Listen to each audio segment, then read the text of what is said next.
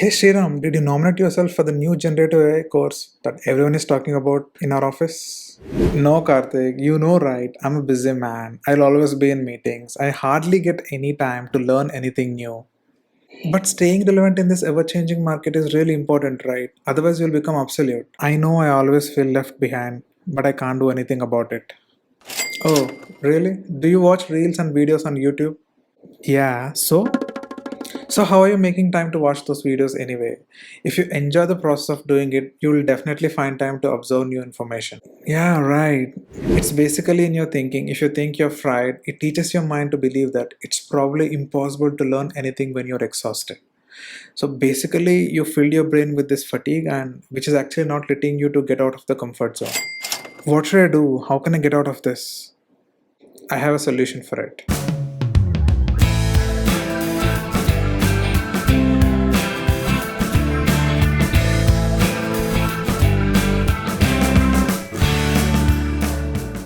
Whether you want to advance in leadership or stay relevant where you are, continuous learning is critical to success. Yet, a heavy workload makes it hard to find time. If you're not evolving in this ever changing world, you may not only get left behind, but the skills that you currently possess are not needed anymore. It's really concerning. You might have the urge to learn new skills, stay ahead of competition, but you hardly have energy left to learn new skills and to undergo new training. A recent 2024 study shows that almost half of the workforce feel that they're used up at the end of the day. After meeting their daily requirements and expectations, they hardly have any stamina left to pursue those activities that truly matter to them for their future growth. You constantly feel the urge to learn new skills and stay ahead of the competition, but you hardly get time. If you're feeling this, you're not alone. Everyone is going through this phase. Even myself, I'm going through this phase. I want to try many different things. I want to learn new stuff, but I constantly feel overwhelmed. I want to read books, I want to read articles, I want to pursue new activities and new hobbies, but it is difficult to find time. Consider these five strategies to ensure that you're creating opportunities even though you're feeling depleted or overwhelmed. I personally myself followed these five strategies and truly saw a difference in my life. The first strategy is challenging your beliefs about your learning capacity. Trust me, if you think that you're not having enough time to learn new technology or new skill, you're wrong. If you constantly think that you're feeling tired, you're actually giving a signal to your brain that it's almost impossible to learn anything new, which is not correct. Once you challenge yourself about your learning capacity, you'll be more eager to make time for learning. Even I was making excuses to make time for new learning, to pursue that hobby or the thing that I wanted to do for so long. Once you're personally attached to your learning, no one can stop you.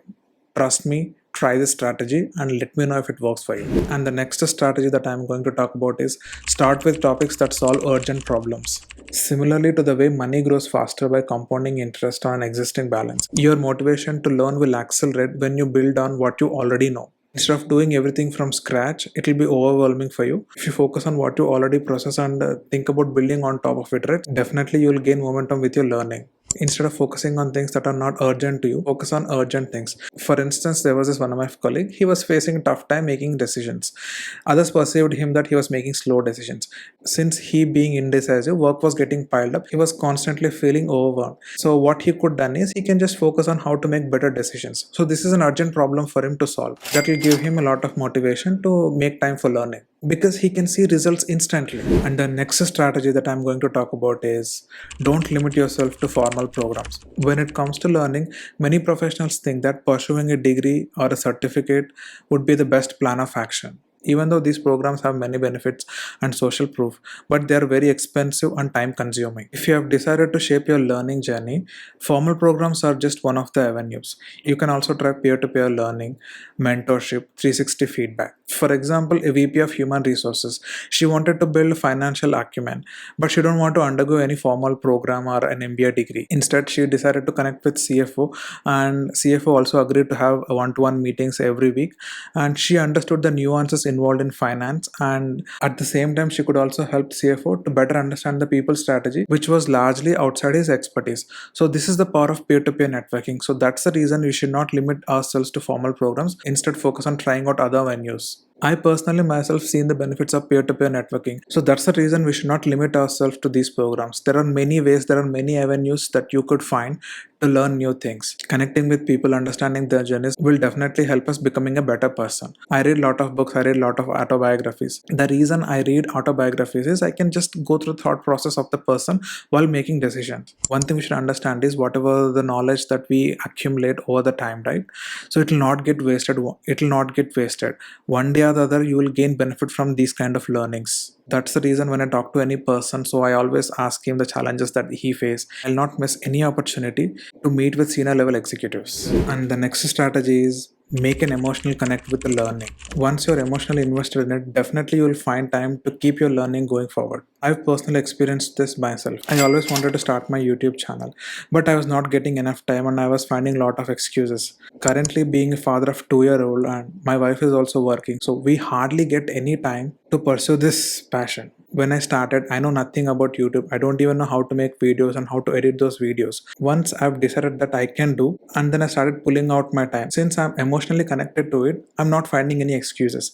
So whatever the time that I could squeeze, right? So I'm taking it out, I'm learning, and I'm learning this new editing, how to connect with the audiences and how to connect with bigger communities and how to keep them engaged and what kind of content that they're interested in. So I started learning about all this and how to present these ideas better. And I've invested some of my savings as well, because everything is important when it comes to video. A good camera and a good microphone, and how much benefit we're giving to the viewers, and why they should subscribe to your channel. So I started learning all this in this learning journey. So I'm excited to learn new things. If you're just pursuing this activity, if it is just a to-do list in your item, right? So definitely you'll not be able to give your best to it. One thing we should understand is any person would excel in whatever they're doing, right? So if they're giving their 100%, not even 100%, more than 100%, so that can only come with when you have an emotional connection with the learning. And if you know why you're doing this in the first place, and if you know how to enjoy the journey, right? So the end result doesn't matter as long as you're enjoying it and you're having a great time, right? So it's worth pursuing. For me, it doesn't matter whether I'll be successful in my YouTube journey. I just want to share my knowledge with people, and there are some things that I encounter which truly made a difference in my life. So definitely I'll make a video out of it. Since we're talking about YouTube journey, many people watch my videos but they don't like or subscribe. If you're not liking or subscribing, right, YouTube algorithm is not promoting videos to wider audiences. If you like my content, please like and subscribe and support me. If you think that you could get benefit from these kind of videos, right, please like and share with your friends. And the last strategy is work with your brain, not against it. Learning new skill is important, but what is the point if your brain struggles to retain it? Within a day, we only remember 40% of what was presented, and within a week, only 10% we retain it. And in some days, we completely forget it. It is literally a race against time in remembering the new learning that you made recently. What we should do is we should add new information on top of what we know already. Try to learn about real life use case, about how it is actually being used. Once you build a context around it and keep learning new things about it, right, definitely you'll not forget about it. By using these strategies, you can develop a lifelong learning journey that not only elevates your skill but also lifts you out of your exhaustion and will help you reach your highest potential. Thanks for watching. Bye.